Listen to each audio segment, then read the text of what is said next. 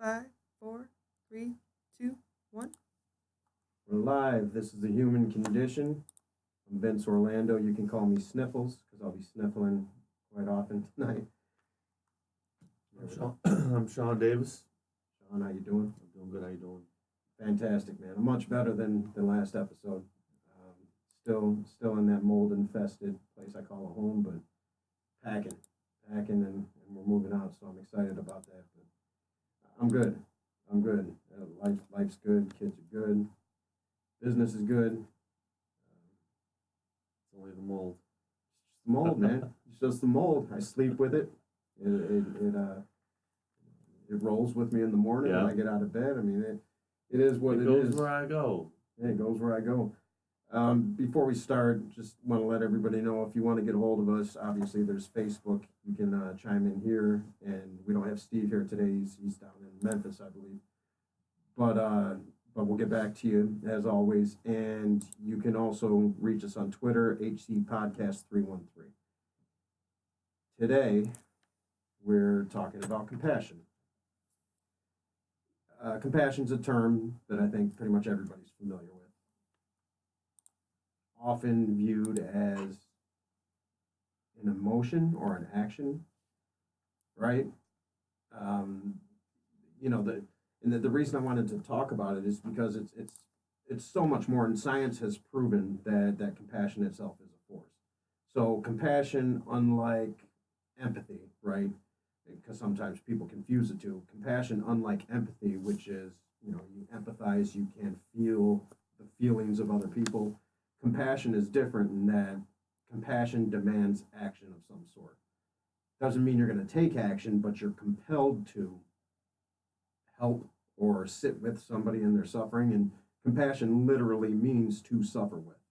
Coming from the Latin root word, literally means to suffer with. So compassion is different from it's different from empathy, in that empathy you can empathize without having the drive, the desire to take action, to do something about it. Empaths sometimes just sit in energy and they absorb it, and they don't know what to do with it. Compassion can be confusing with altruism. It's not altruism, although compassion can be a conduit to altruism, to where just selflessly you want to give of yourself because you recognize the suffering in others or animals or whatever the case is. But the real interesting thing about compassion and the way I started to understand compassion as a force, same type of force that gravity is, same type of force that electromagnetism is, the strong and the weak nuclear forces.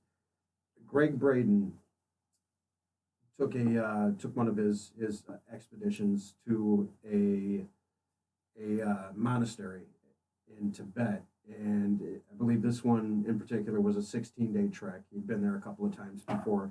On this occasion, he got to speak with one of the abbots, if not the lead abbot. I can't remember exactly, but one of the abbots nonetheless. And this is a person who lives 16 miles above sea level, something like that. Sits there and meditates. And within their community, they do their best to give that energy to the universe. So Greg asks the abbot, he says, what's the binding force of the universe? What is it that holds everything together? Kind of asking, what is this field, this what they used to call ether, the oneness, what is it? And the abbot looks at him and he says, compassion. And it was confusing to Greg because, he thought of it like most people do. It's, well, isn't that an emotion? Isn't that something that you do in action? He didn't ask that question then. He just stood there confused, and then he asked again, let me get this straight. And the abbot says again, compassion.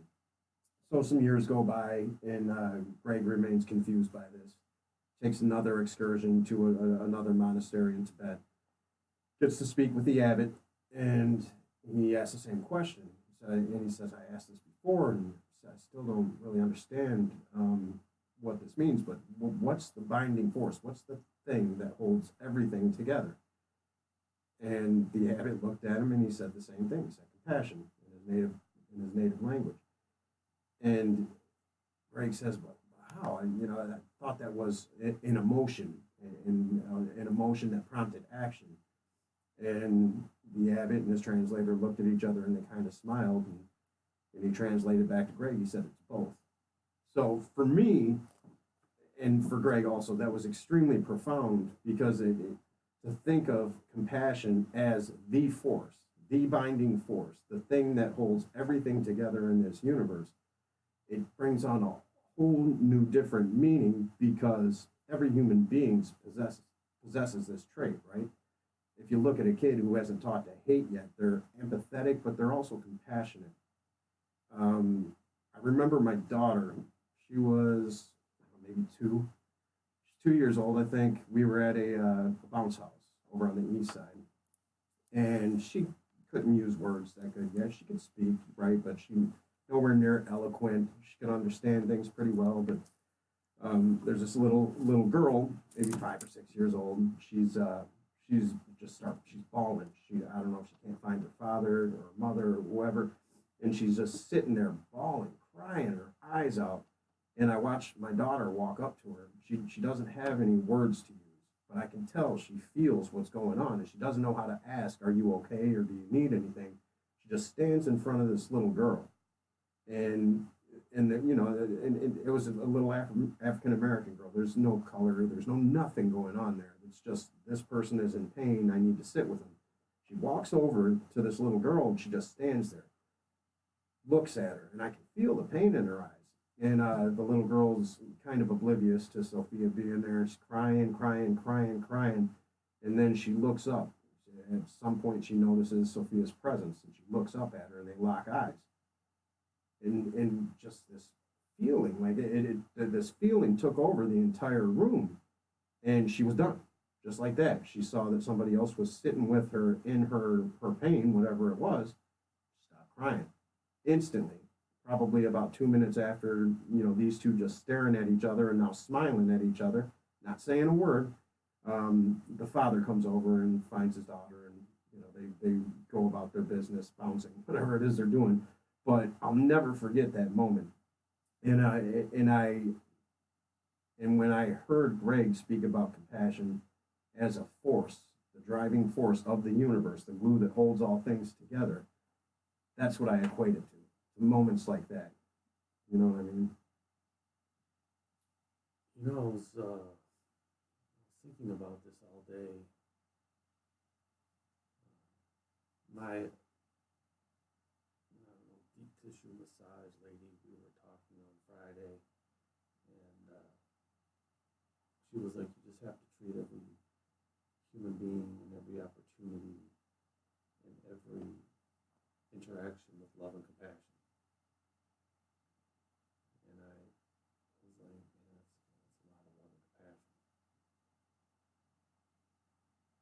But if you practice it, even while you're driving, I was like, I'm just gonna start going with the mind frame of love and compassion. I would say mantras and stuff, and I'm doing all this stuff over the weekend, and I found myself just totally in harmony with everything. And I didn't. It's just interesting to treat everyone with it and see what happens. Including yourself. Yeah. And that's the tough one, is being compassionate towards yourself. I find it's easier to be compassionate with others than it is with myself. A lot of times, and then compassion falls short because really the driving force is here. Right, but people, if we speak of the mirror effect, right? Well, they're there to pull that out of us.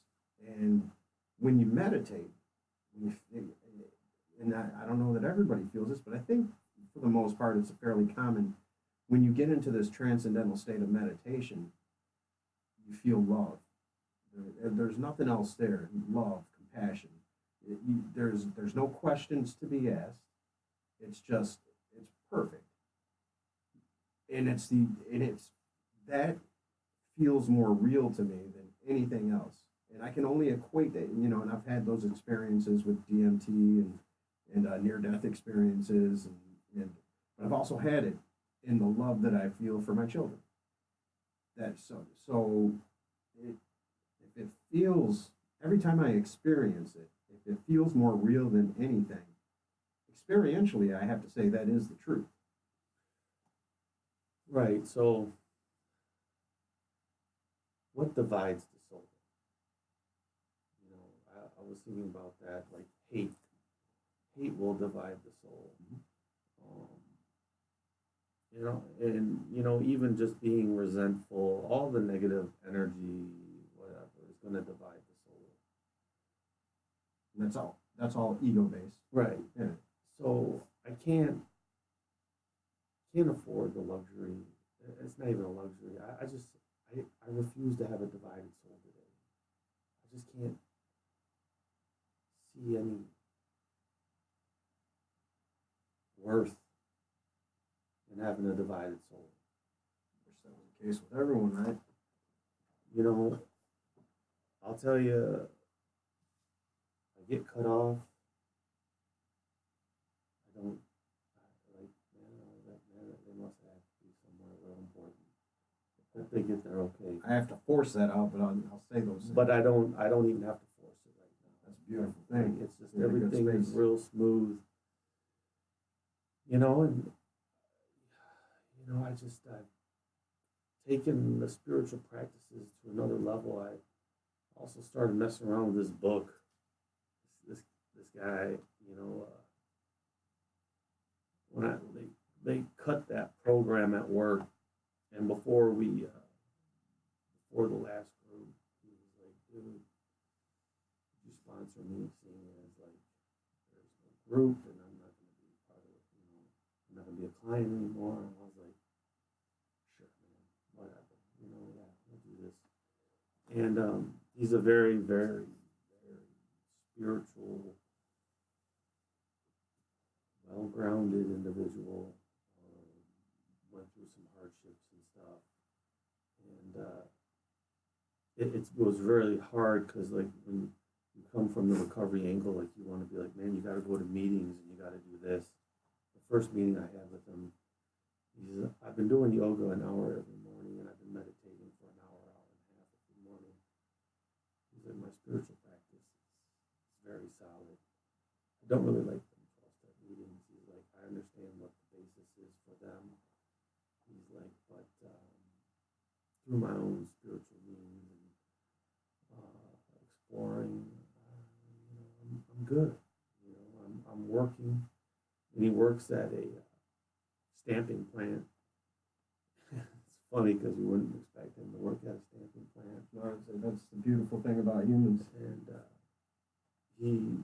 I was like, how is it? And he was like, it's great for now.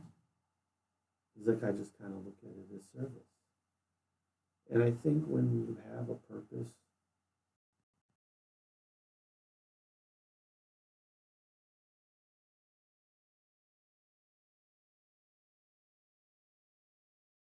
driving force, that I have to use that before I need to wake up with it. I need to go to sleep with it. I need to use it 24/7. And you know, it is the force, right? It is that force. And when we feel in disarray, which for the most part we do, it's the human condition, it's because we egoically work in opposition to what we know is the truth. Now, consciously, we might not know it as the truth because we're not programmed that way. We're not programmed to be compassionate. Not for the most part. You know, it's consumerism and materialism, selfishness. You know, that's the society we've been brought up in for the most part as Americans, and it's not just Americans. It's worldwide. But we're separate, and the feeling of separateness, it's hard to be compassionate about anything because individualism is a lie. but I'll have compassion for someone who's still asleep, you know? like all that materialistic shit and the consumerism that people are so focused on and ego driven, I don't really look at them as awakened. I look at them as that they're still asleep. Well, right, and there's compassion there because compassionately, you And I want have to to be do compassionate. some shit like this. I have to be compassionate towards them because they don't know. Right. And you can't, like, you can only offer love and compassion to someone that's still asleep. And whatever they do with it, they do. But you never know that it might awaken someone. It could, and that's all it is there's a block there. Right. And maybe one of the things that you say or do is the thing that allows them to pierce that veil. Go up to them and tell them that the ego serves no purpose. See what the fuck Well, happens. first, I don't know what the fuck are you talking about? Man, well, we were in the Course of Miracles, man. I was telling you about it last week. They go into a lot of that. The ego really has no purpose. That if you are Truly, not spiritually. Well, if I take the concept that I am one with God and I am one with God's kingdom, that I am not separate, that everything flows in through me. And the thing that wants to trick you into thinking that you're separate or that there needs to be conflict is the ego. Right, but see, that's where, so from the standpoint of the Course in Miracles, from the deeply spiritual truth, oneness, this is our truth. You're right, the ego has no purpose. It stands in antithesis to that truth. But in the human condition, and the way I believe it is, there's a reason for all of this, right? We're here to learn how to love better, I believe, how to be more compassionate. So from a physical perspective, here in the material plane, the ego, the only purpose it serves is for you to learn how to quash it, right? Like that's what it's there for, because by transcending the ego, you now can experience greater levels of compassion, because I feel like, well, if you're just a soul, right? If we are spiritual beings having a human experience and we're perfect and we're one, what do you need besides that, right? I believe this is a challenge, and this is just, and I don't think I'm being unrealistic in that viewpoint, and I think other spiritual traditions would say that this is there's a challenge here for us to meet so that we can evolve whatever God is. If we're one with God and however you view God. What is the challenge? The challenge is to transcend the ego. It's to experience what we would call Christ consciousness, to walk the earth plane, but transcend that, like somebody like Martin Luther King does, or Mahatma Gandhi, or Christ, obviously, the Buddha.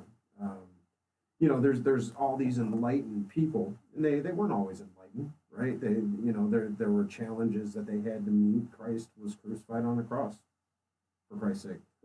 You know what I mean? But so they still had to. They knew the truth. They walked in their truth, but they still had to deal with very human things. And I think you become godlike, whatever God is.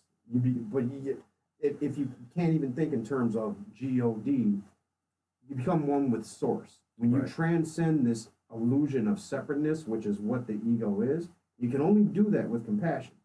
So if you do that, well, you become reunited with Source, whatever your version of Source is, and you feel it. You feel it in transcendental meditation. You feel it when your first child's born. You feel it in near-death experiences, and then you come back to the ego, and the ego plays tricks on you and brings you back into, well, no, these five senses, that's the truth. That's crazy. You must have been crazy to feel that. Fuck that.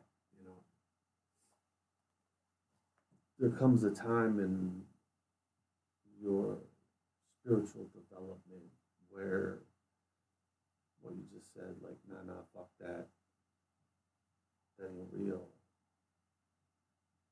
you go the other way and you take it in and you say, this is real. This is the truth. This is the truth. This is the truth. Like, why am I denying the truth? Mm-hmm.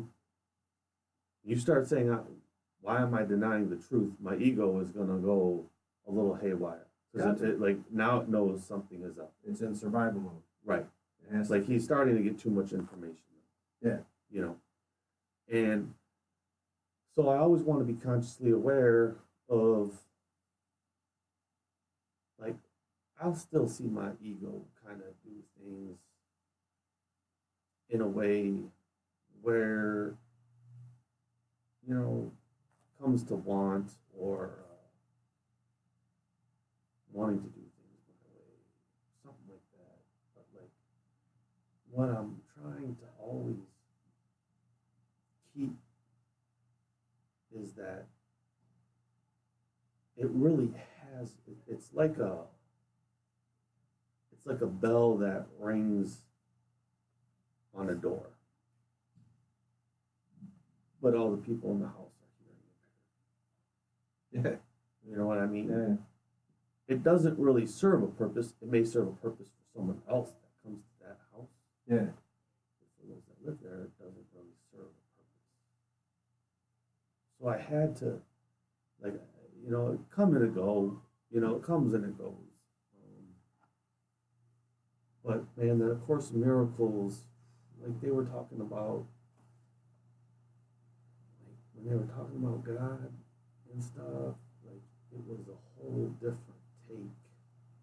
Like God doesn't teach you lessons. So that would mean that God has an ego. And if God has an ego, like that's not God. Right. And so, you know, people like God doesn't punish you. Right. So they were saying, the guy that was reading the book, it said that in these ways, when we get in disconnect, when my ego disconnects me from the kingdom and God, these things that God does, or these lessons, they're not really lessons, because God is not a teacher. Oh, they're just there. You've asked for these things. Right. You've asked for them. Right. I need this to transcend. So the lessons that we define as lessons is the answers from God. And I was like, man, that's some, you know, fucking around with the phone. I'm like, let me hear that one again. You know, it's so true though. You know, people talk about prayer, and you know, I read this book by Greg Braden, Lost Mode of Prayer, probably the best book I've ever read on prayer as a technology. And I realized that I'm always praying. I am always praying. Yeah. Always from the moment I, you know, and I have to work real hard to make sure that it's not my subconscious prayers that are being answered, because my subconscious is still flawed, deeply flawed. I think there comes a time where you just transcend into an energy field where you're in prayer, you're living there. I think you are anyway, but you can live in low energy prayer. Right. You know, and that's when, you know, for the person who's, you know, oh, please give me that job, please give me that job. Well, what you're communicating with the universe, God, source, whatever you want to call it, is that I don't have. Right. I don't have lack, limitation. Act as if you have that job. So yeah, act as if that job is waiting for you to show up to it. And that's something you have to train yourself to do, because we're taught, you know, and it's, you can't really blame people, because this is an egocentric plane that we exist on. So we're taught to rely. How do we get food when we're a baby? We cry. You know what I mean? So for this not to be a lesson, I mean, and look, maybe we are all worm food, right? Maybe just by some freakish chance we all wound up here, and there is no meaning to this whatsoever. There's too many even scientific facts that point to there's something deeper, right? But just take the traditional idea of what God is, this man in the clouds, take that out of the equation and just say at one point we're all a part of source. There's so much beauty in that. There's so much compassion in that for us to get to where we are now as human beings, to be able to contemplate ourselves, our existence, what the source is a beautiful thing. So and when you go to the places where compassion, where you know that this is the truth, where you feel that, it negates the possibility that there is no meaning to this. You know, that just the whole thing seems too perfect. You're born crying, you're born needing. Now you need to learn how to detach from that. You can't get caught up in that because otherwise you suffer. And suffering, as the Buddhists would say, well, it's just a part of life. And it's meant to transcend, right? So, suffering, but it is an option. You don't have to suffer. You can transcend this. What did you say at the beginning? Compassion is suffering? Well, you can be compassionate about suffering. Yeah. But what compassion means, literally, is to suffer with. Yeah. It's to suffer with. It's a multiple. It's you're this being and another being suffering together. That's compassion. Because, would you need compassion without suffering? If it's the driving force of the universe, I think you can be compassionate even when there's no suffering. What would you need to be compassionate about? You know what I mean? Well, if you walk around... I mean, I guess you're compassionate to your child who's not suffering. You just know when to feed your child and you know when to change their diaper. What about the lady at the hot food counter at Holiday Market? I'm compassionate towards her when I see her. Yeah. Compassionate why? Just because? Just because she's a human being. See, and that's the force aspect. That's not the human aspect. That's what Greg Braden discovered when he spoke with his It's abbot. a lot of fun to be in the force. That it's the driving force, man. It's a lot of fun, and like when you come across a very egocentric person, that compassion, it's like an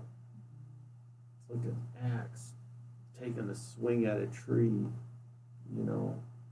that you hopefully break down that ego slowly or fast.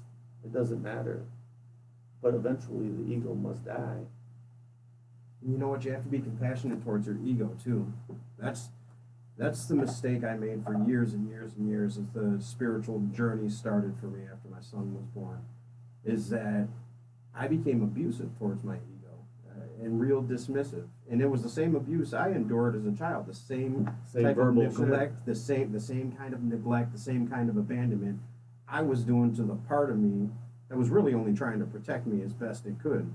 I don't need you now. I don't need you now. And I would do that with other people too. I would get real high and mighty and judgmental. I didn't know any better at the time. This is step one in that spiritual path, but I was doing it to myself, and it would lead to more suffering because you can't do that. I got to go back to my ego and say, look, you didn't know any better. You did the best you could to protect me. We don't need to do that now. It's that kid that's still in me, that's still calling shots. I love you, and I appreciate what you did, and yes, you protected me in times when I needed it. We're not there anymore. We're gonna have to part ways, but I can't let you run the show. You just have to come up with a new playbook. And can we work together? Can we work together? Yeah. Where there's no need to be afraid anymore. But you can't have that conversation if you're judging, right? No. If you're judging yourself, you can't. Why are you so stupid? Why'd you do that dumb shit? You can't judge. The judgment comes from the ego 100%. So I have to make peace with whatever I've done in the past during the spiritual journey to get me to where I'm at now, and realize that I'll probably still make decisions based out of the ego every now and then, but it's for it doesn't have as much input anymore. You know, it just Not as much power. Nah, it just and it don't even really like come out a whole lot. You know, what's the point? You know, like when you hear gossip or people talking about other people in a negative manner, it's like, dude, like, what's the point? I don't give a fuck. You know, like, how is that helping? It's not. You know, it's not. And you got to be compassionate for that too, because we were there at one point. True. You know, True. you see people in the back and forth on politics, and it's like, oh man, both. And even though I may agree with one side over the other, the way you're both doing it is wrong. And you're doing everything you're doing is an antithesis to compare. I mean, I don't agree with most of what Trump does, but I'm compassionate in that. Look, it took some abuse for him to get that way, right? He is who he is. Right. What, am I going to hate that? Which people do. That's fine, They'll polarize and they'll hate. But it doesn't change anything. Nothing for the better. You know, you can scream, you know, from the rooftops how much you hate him, but he is who he is. He's the same guy that won the election that he is now. There's nothing that's changed. No, Nothing's changed. Where you find compassion, if you view people compassionately, even when you disagree with them, you can at least look at their stances that you disagree with, and you can say, well, what led to that?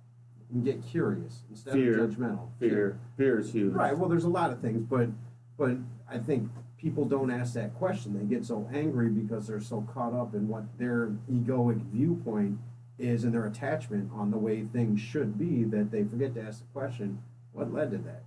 That's an important question to ask. You know, it's interesting that you, like, funny story. I'm on the nextdoor.com app because, like, I put my flyer up there for some snow removal here and there. And I don't know, man, there was a post about Berkeley and how the Klan had been there. And funny thing is, like, if you grew up in Berkeley, like, you knew that. But there aren't a whole lot of residents that actually have been there long enough to know the history of it. And, you know, this guy, I think he had some newspaper articles or something, Klan parade. It was the first Veterans Day ever, like 1929 or something. And Coolidge had just got paid for some shit. And so he posts this on nextdoor.com, and everyone starts getting,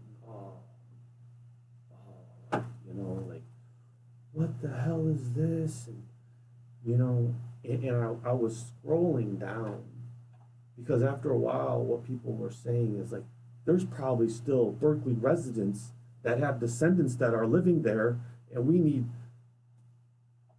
need to stop this form of domestic terrorism. And so you go from something that was informative and just recognizing the past to now I need to find descendants of whoever lived in Berkeley, who might have or not, who may or may not have been a Klan member. You don't know, but they must have descendants living in Berkeley, and we must go after them now. And it's that type of thinking that has got this country where it's at. Oh, it's like, let me attack you. And it's funny because, like, I gave them all, like, a real good, because, like, ain't no one owned the house that I lived in. It's never been outside our family. You know, my dad lives at the house he grew up in, and it was built in '46. And you know, back then, this whole area was designed for GIs that were coming home from World War II. And so what happened before, like all that Klan shit, believe it or not, Shrine of the Little Flower is aimed at Berkeley because of the Klan. They wanted it aimed at Berkeley as like, this is our shield against you. you know, and not a lot of people know that history.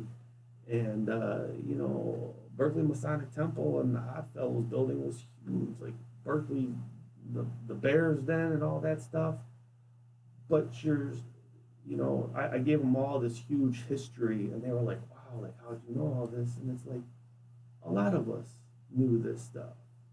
You know, like my principal over at Nora came in and told us about the history of the community we lived in when we was in 7th grade.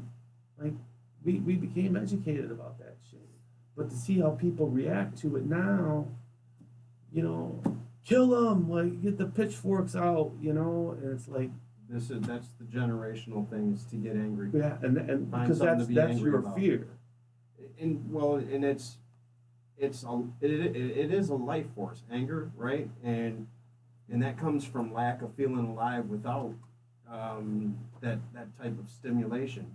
You know, we were talking about earlier, the instant gratification, the inability to delay gratification, and it's near impossible for this generation. I mean, everything's at their fingertips whenever they want it.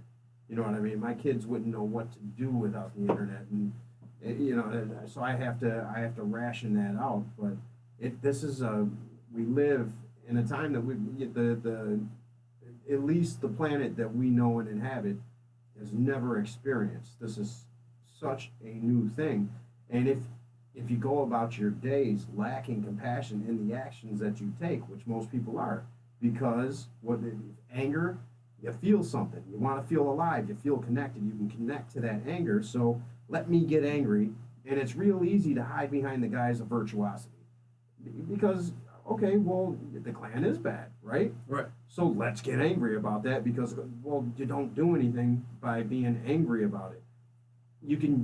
Anger can be used in a positive way. You can take anger. You know, Martin Luther King was angry in the way that his people were treated, but he spun that in the direction of love, spun that in the direction of compassion. He'll never be forgotten. And the impact that he made on this planet and the people that surrounded him and the people that today, he's one of my heroes, that still absolutely adore what he did. Did he give the greatest sacrifice of his life? He did. But look at the end result.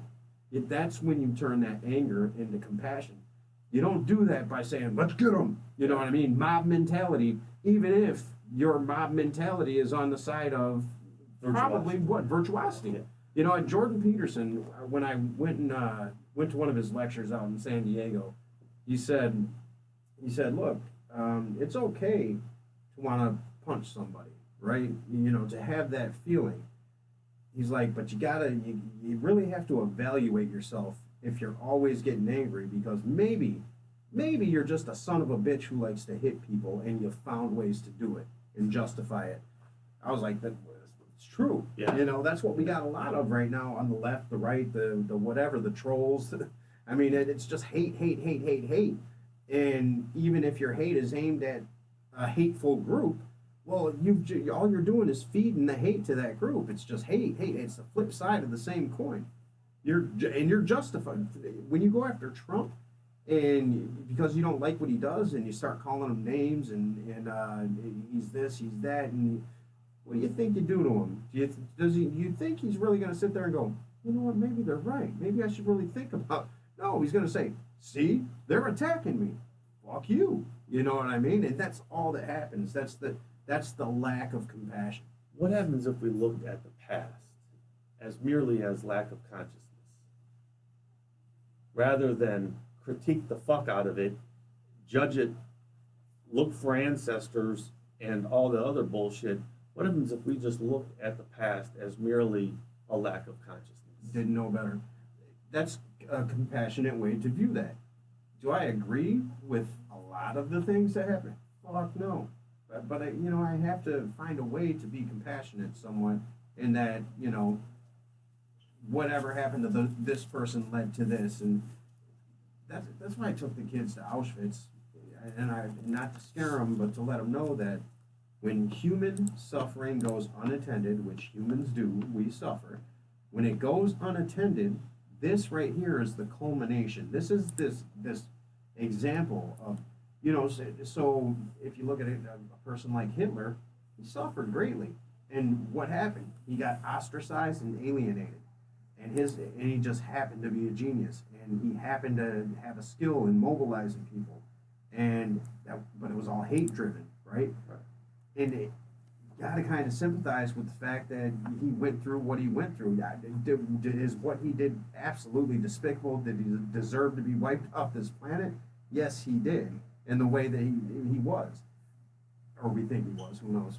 But the reality is, you gain nothing by hating. You gain nothing by hating. Hate begets hate begets hate begets hate. You know what I think? So all the hate pushers and all that stuff, I really think it's a cry for I'm suffering, but they don't know how to say I'm suffering. Well, what Marianne Williamson would say is all in the Course in Miracles. Every act of hate, quote unquote hate, is really a cry for love. Right. In a distorted way, because they don't know how to say it. Yeah. It's a cry. Maybe you should go up to them and say, look, I feel you. I think you could use a little love and compassion in your life, and see what their response would be. It might not be good. You know what I mean? It could be good. It could be. It might not. The guy who's about it's all to, in the opportunity. to cut it's your all, it's all in the opportunity. Well, you think about the guy who's about to cut your head off, right? Because they're a terrorist and they're going to do it, and probably not going to get through to that person. Right? They're so far gone. But then there's the person that you might get through to. Luckily, we're not experiencing that. But that's when the lack of compassion. That's when it gets out of control. Right? Because we experience a lack of compassion on a daily basis.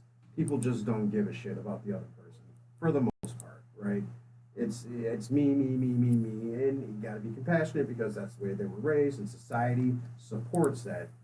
But you have more than me. I can't have that. No. I need to have more than you. Because now I feel less than. My ego needs to be stroked and fed. God damn it. Well, that goes back to compassion for yourself. I lack compassion for myself a lot. I have to force compassion on and I know better. I know better. I know what it feels like to stand in the dark. I know what it feels like to stand in the light. And sometimes it's just so goddamn comfortable in the dark that I'll find myself hanging out there for a minute. I don't stay long anymore, but and I have to be compassionate about that back and forth because I would love to embody Christ consciousness, at least for a day, before I leave this planet, just to have it be so second nature that I don't have to constantly monitor myself. But that's not the case yet, and I have to be compassionate about the fact that that's not the case yet. You know these things. You know them, goddammit. You know them. Why can't it just be second nature, Then sometimes I'll get that way on myself, and that's not good. It's not good. You put yourself in that. Perfection isn't a real thing, it's a disease. Perfectionism. It's one that I had for a long time, and it kept me so stuck and so filled with discontent for everything, including myself. Took a lot of trauma to find ways to break that. I don't know how to. I think if we taught our kids the importance of compassion and mindfulness. If we taught them these things when they were young, we wouldn't have the problem that we have, but the powers that be don't want to allow that. Because if you don't need anything, if I don't need to buy that new car, control. That's a I problem. need to have control. I don't give a fuck about that car. I don't need that shit. What do I need those clothes for? I'm good. I'm good with just me and my companions and and I'm good with just being a human. Wait, no. I need to be rich. I need to be rich and I need to be in control. Society doesn't allow for it. The internet's the great equalizer, though. It really is. If people use it in the right way, it's the access to the information that we You really have think now. it's an equalizer? Absolutely. That even if you don't know what mindfulness is, you don't know what yoga is and what the intent is, it's common language now. People know these. I didn't know what in my neighborhood. I didn't have access to this shit. We didn't have the internet. I didn't know what mindfulness was. the only time I learned that it was bad to be a sociopath, I didn't even know what that was, but I really didn't have feelings towards other people. I didn't know how to, because I was so driven in self, because I was so insecure and as an abandoned and abused child. It was all about me. I didn't know how to have it be in another way. I never grew up. So I went to juvie, and I was in a program when I was 15.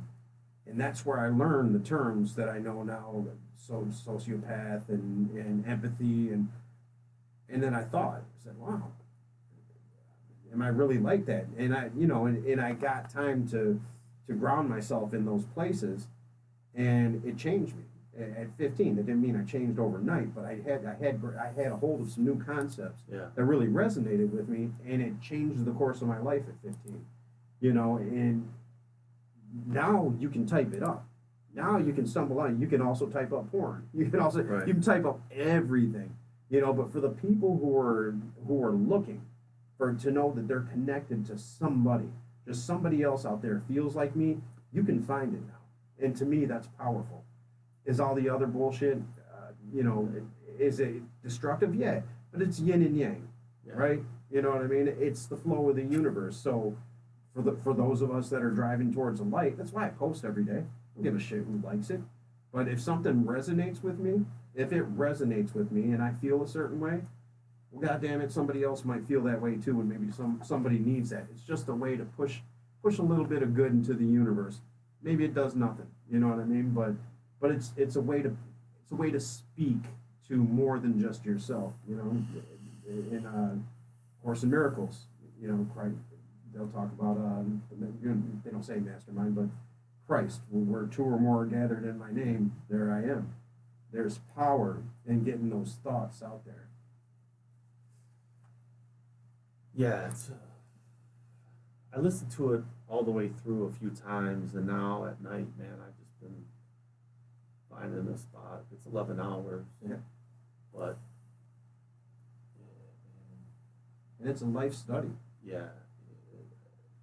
They start talking about ability, how ability and accomplishment, and how ability is the potential for accomplishment, and how it comes about from source, and how you align yourself with it, and eliminating the ego from what I consider to be ability and stuff like that. It was really...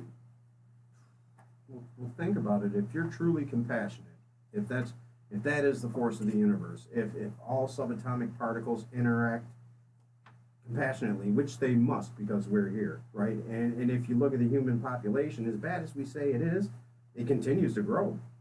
As bad as parents, we can say, have been in the past, well, they knew how to feed us, they knew how to change our diapers. There was no real benefit in that. There was just some innate compassion that, that led me. I mean, just think about it. When you were back in the cave days, somehow you knew innately how to care for this child, and through compassion, the universe continues to expand, and even down to the subatomic particles. If you say compassion as a force, well, it continues to breathe forth life in all various types of ways. A supernova, which we view as cataclysmic, well, that pushes life out. You know what I mean? And that's compassionate interaction. That's consciousness. I come from the consciousness first worldview, as opposed to the materialist worldview where it's, there were atoms, and from the atoms, eventually that sprung forth consciousness. We can't track consciousness. We don't know where it came from. We're going to say it came from matter, even though we have no evidence of that. So to me, it feels like the entire universe is conscious. And that consciousness is what we call God, or source, or the universe, or, whatever it is. And if that is source, how could it not be compassionate? We've done bad things, right? We've done good things, but we've done bad things, but we're allowed to redeem ourselves. Some people don't, and that's just the way it is. But for those of us that are alive right now, and then we'll wake up tomorrow, and with those eyes opening and that first breath coming in, there's opportunity to do better than you did the day before. How is that not compassionate? That's fucking compassion. You know what I mean? If I've ever experienced it in my life, it's that every day I got a new shot. You have to always be willing to change your perspective. Yeah, well, yeah, you do. Because there was a day when I wasn't like waking up like, this is a new opportunity for growth.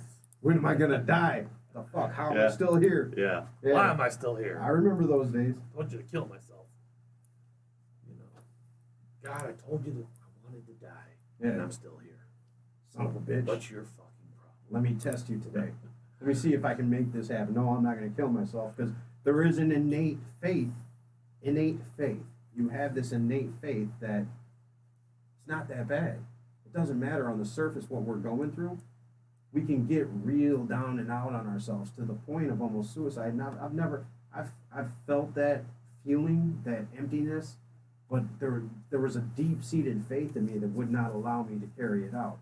You know, but I felt what it's like to be like, logistically, it would be easier to leave, and sometimes it would. You know what I mean? Logistically, but there's this compassion and drive towards the next day that even in my darkest moments carried me from one to the next and to the next. And I'm in jail, and somehow I carried myself through that, and you know I can't say that I've been fully homeless because by the grace of God I've had friends and family to fall on. So I don't know what that type of loneliness is like either, you know, but I do know what it's like to be in complete darkness.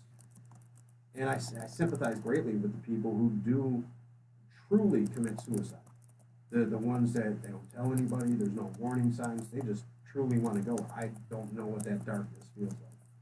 I remember watching a movie with a friend of mine, and it was with Bradley Cooper, Star is Born, and we know the ending, and she said, that's so selfish, and I looked at her and I said, do you know how dark that place must have been? So I don't believe that was a selfish act. That was a very painful act.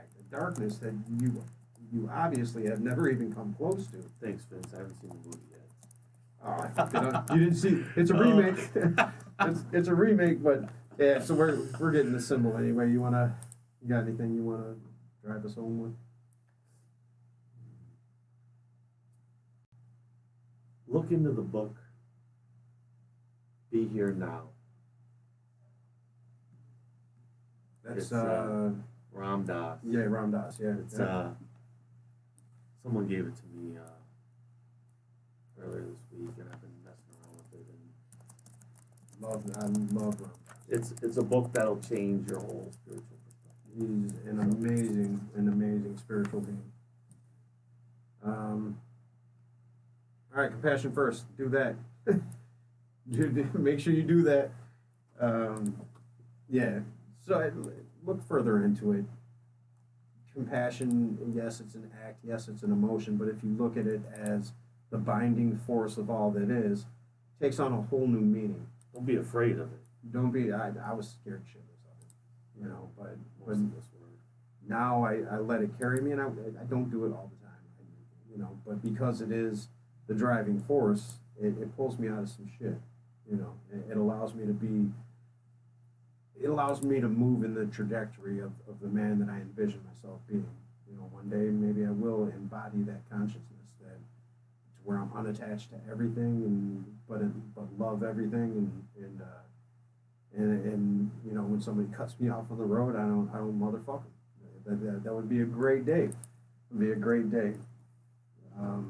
But that's it for today. That's the human condition. That's the human condition. Keep chiming in. Love your messages. Love your show ideas. We got a guest coming, and we'll announce that at the next episode. Steve should be back next episode. We don't know what we're talking about yet, so keep chiming in and stay compassionate. Thank you.